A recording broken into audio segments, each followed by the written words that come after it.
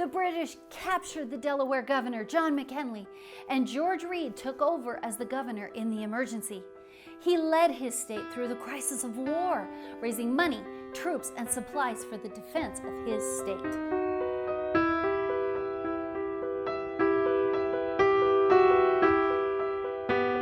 George Read. George Read. George Read. George Read was born about the year 1734 in Maryland. George was the oldest son, and so his father wanted him to be in a learned profession. He was put in a seminary in New London, Pennsylvania, and was taught several languages, and met with Thomas McKean, who would later sign the Declaration right alongside George. He was then transferred to an accomplished teacher, Reverend Dr. Alison, who helped him become a lawyer. He was admitted to the Philadelphia bar in 1753 at the young age of 19. Well, at this point, he performed an act of generosity for the other children of his family. As the oldest son, he was entitled by law to most of his father's estate, which was very large.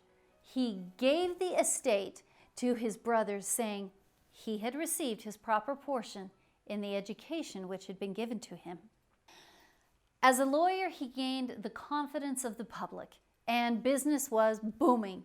He was appointed as the Attorney General of the 3 lower counties of Delaware.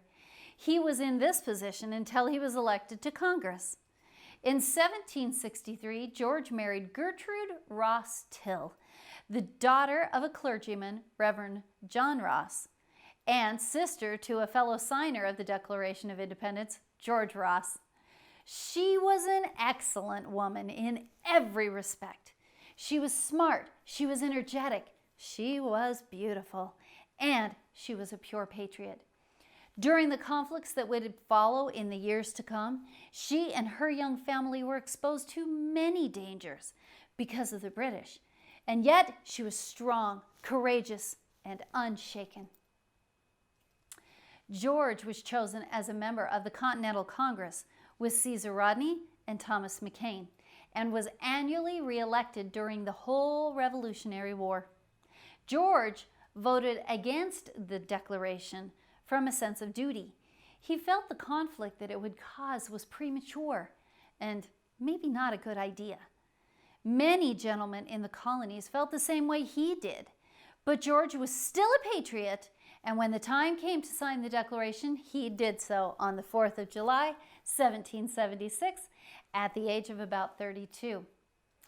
In 1777, the British captured the governor, John McKinley, and George Read took over as the governor in the emergency. He led his state through the crisis of war, raising money and troops and supplies for the defense of his state. Well, in 1779, George's poor health caused him to retire from his official duties so he could have time to recover. Well, after he recovered, George was appointed as judge in the Court of Appeals. In 1787, he represented the state of Delaware at the convention which framed the Constitution of the United States, and was immediately elected a member of the Senate, where he served until 1793. Later, he was appointed Chief Justice of the state of Delaware. He served as a Supreme Court Chief Justice until his death in 1798, just 3 days after his 65th birthday. In every duty, he was well qualified, but as a judge, he stood above the rest. Not just because of his unusual legal attainments, but his patience in hearing everything that the council might deem important to bring forward.